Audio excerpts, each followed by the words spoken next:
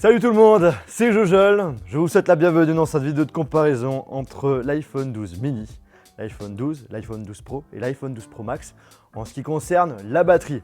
Chaque année, justement, je fais ce genre de vidéo, ça vous intéresse. L'objectif, c'est très simple, c'est de voir qui a la meilleure autonomie. Bien entendu, tous ces iPhones sont chargés à 100%. J'ai installé les mêmes applications, ils ont vraiment le même contenu. C'est également des iPhones totalement neufs, donc je n'ai jamais utilisé la batterie de façon quotidienne. Je pense qu'on va en avoir pour bien 6-7 heures. C'est en général les vidéos les plus longues à tourner.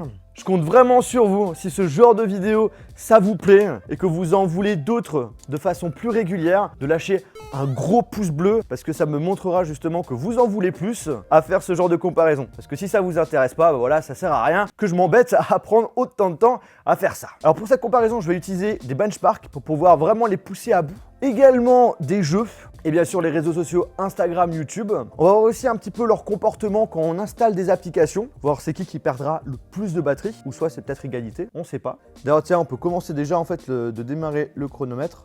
Voilà, comme ça on est bon. J'ai aussi fait un petit investissement avec un objet qui permet de mesurer la température de chaque produit pour voir justement s'il y en a un qui chauffe plus que d'autres. Alors bien sûr, on a mis la luminosité à fond sur chacun. Voilà, tout est pareil. Très bien. Au niveau de la température, là par exemple, on est à 22,5, 22,8, 22,8.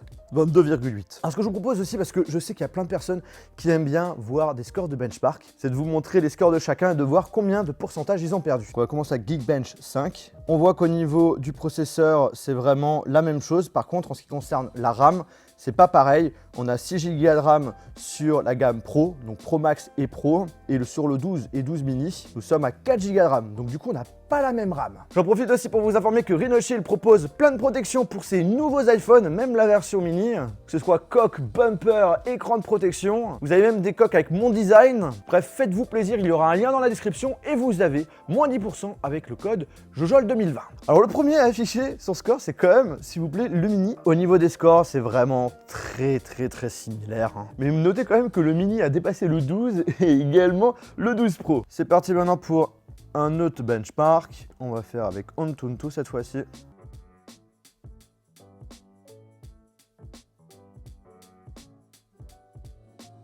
Comportement très bizarre sur l'iPhone 12 Pro Max. Il y a carrément l'écran qui s'est mis limite style en veille alors que tout est en automatique. Très bizarre.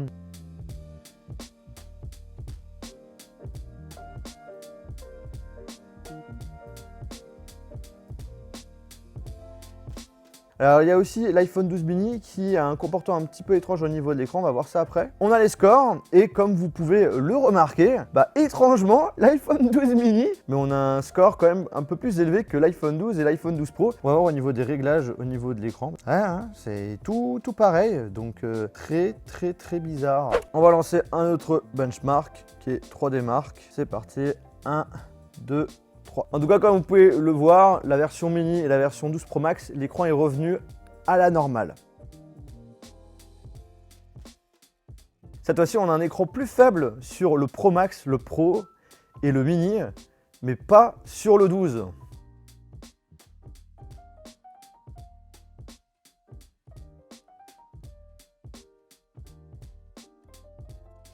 Alors en ce qui concerne les scores, là, cependant, là, c'est la version mini qui est un petit peu moins important. Pour les autres, ça reste assez similaire. Un petit peu plus sur la version 12 Pro. Voilà en gros pour les personnes qui voulaient que je vous montre des benchmarks. Maintenant, ce que je vous propose, c'est de vous afficher le pourcentage de batterie qui reste. Là, il reste 91, 87, 91, 86. Et pareil au niveau des écrans, malgré le fait que tout est au max et tout en manuel, c'est vraiment assez étrange. Ça me rappelle quand j'avais fait la petite comparaison avec le Note aussi. Ah là, il est revenu normal. Je pense que par rapport à une certaine température peut-être, je sais pas. C'est quoi, on va désactiver la fonctionnalité True Tone. Je pense c'est pas ça qui va jouer quelque chose, mais je le désactive quand même. Voilà. C'est dingue. On va faire une bonne petite trentaine de minutes de benchmark.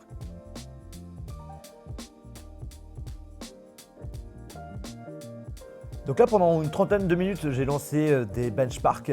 Et ce qu'on va remarquer, c'est que l'iPhone 12 Pro aura perdu 10%. Le 12 Pro et 12, pareil, 13%. Celui qui sera le dernier, ça sera l'iPhone 12 mini qui aura perdu 16%.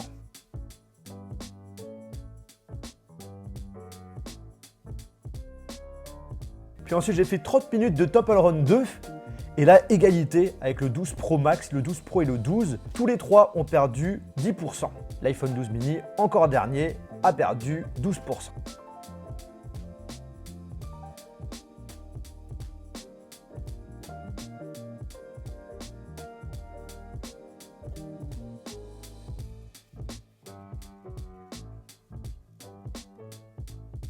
Après, on a fait une trentaine de minutes de Asphalt 9.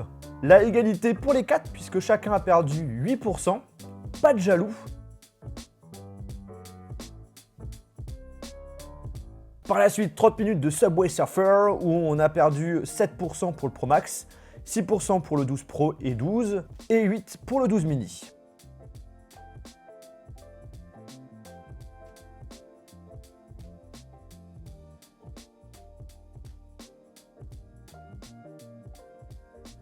Bien entendu, les réseaux sociaux, c'est important. On a fait une trentaine de minutes d'Instagram, où on a notamment affiché des stories.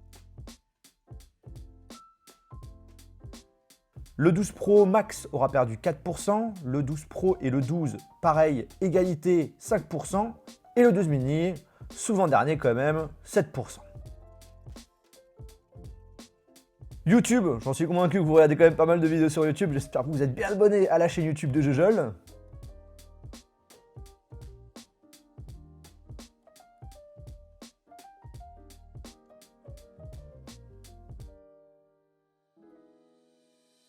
Pour le 12 Pro Max, on aura perdu environ 7%. Pour le 12 Pro, 12 et 12 mini, égalité, 8%. Ensuite, on a fait 30 minutes de YouTube avec 4 téléchargements de jeux. Malheureusement, j'ai eu un petit souci de carte mémoire qui était pleine, où j'ai pas pu enregistrer 30 minutes. On a continué à jouer à quelques jeux, notamment ceux que j'ai téléchargés. On a aussi réutilisé des benchmarks.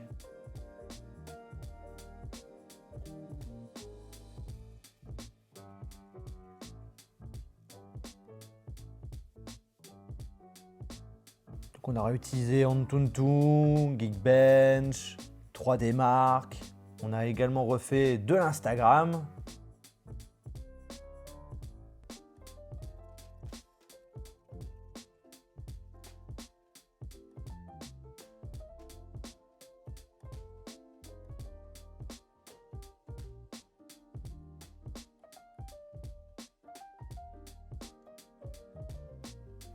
L'iPhone 12 mini arrive maintenant à 3%, c'est bientôt la fin pour lui.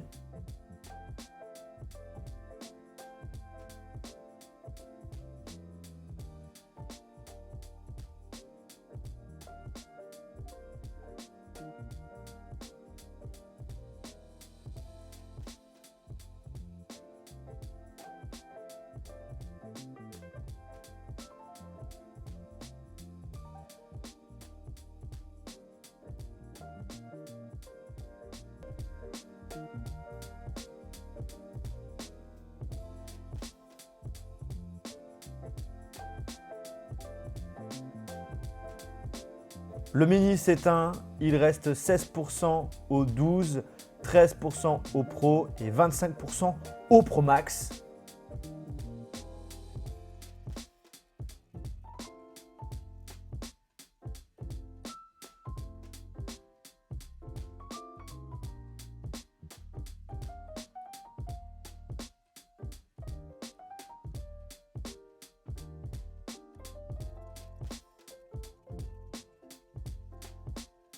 L'iPhone 12 Pro sera le prochain dans la liste, 34 minutes plus tard, suivi de très près, ça reste quand même une égalité avec le 12, qui lui s'éteint 8 minutes plus tard par rapport au Pro.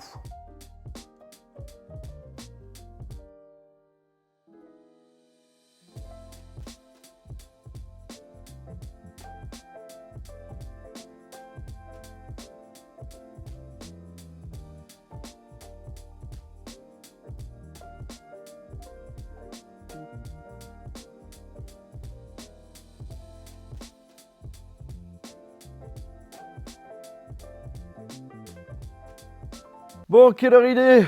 18h15. Vous vous rendez compte, on fait que de filmer pendant 6 6 heures, c'est juste un truc de malade. On a eu malheureusement un petit moment où on a eu une trentaine de minutes qui ont été pas enregistrées, puisque j'avais la carte mémoire en haut qui était pleine et qu'il fallait changer. Heureusement, j'ai vu ça au bon moment, parce qu'imagine si c'était juste à la fin, ça aurait été vraiment ballot. Donc là, on arrive vraiment à la fin. Là, il reste 1% de batterie sur l'iPhone 12 Pro Max. Voilà, on se doutait que dans la logique, on devait avoir une meilleure autonomie dessus. C'est vraiment le cas. En utilisation vraiment intensive pendant 6 heures et environ 9 minutes, c'est juste énorme. Alors c'est vrai qu'on a eu un petit comportement un peu particulier, mais qu'on retrouvait finalement sur tous les autres iPhones, où au bout d'un moment, en fait, au niveau de la luminosité, eh bien, ça se baissait.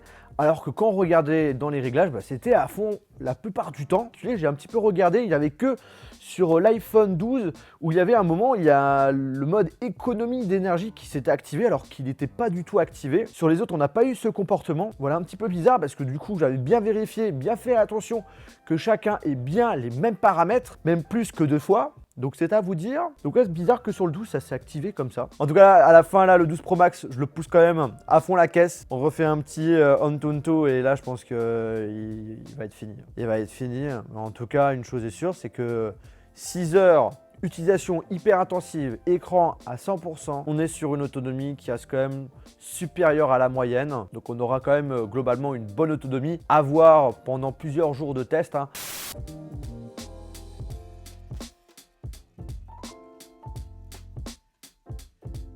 J'ai entendu un bruit bizarre et du coup je suis parti. Bon, au montage, j'afficherai exactement l'heure où il s'est terminé, donc autour des 6 heures et 12 minutes. Le premier iPhone qui s'éteint, c'est l'iPhone 12 mini au bout de 4h56. Ensuite, le 12 Pro à 50h30, suivi de très près de l'iPhone 12, 5h38. Et le dernier, le best de chez Best, l'iPhone 12 Pro Max, 6h12. Voilà, maintenant vous en savez vraiment plus sur l'autonomie de ces nouveaux iPhones. Avec une compétition quand même haut level. Là, on a vraiment une utilisation hyper intensive. Beaucoup de benchmarks, beaucoup de jeux, beaucoup d'Instagram, une bonne grosseur sur YouTube. Voilà, j'espère vraiment que cette vidéo vous a plu. Si c'est le cas, je vous invite à lâcher un très gros pouce bleu. Encore une fois, si vous êtes nombreux à faire ça, ça me motivera à refaire ce genre de vidéo. Pas forcément que avec des iPhones, mais avec d'autres smartphones. Voilà, la balle est dans votre camp. Bref les amis, on se retrouve dans une prochaine vidéo. Là maintenant, je vais faire un bon petit repos. Allez, salut!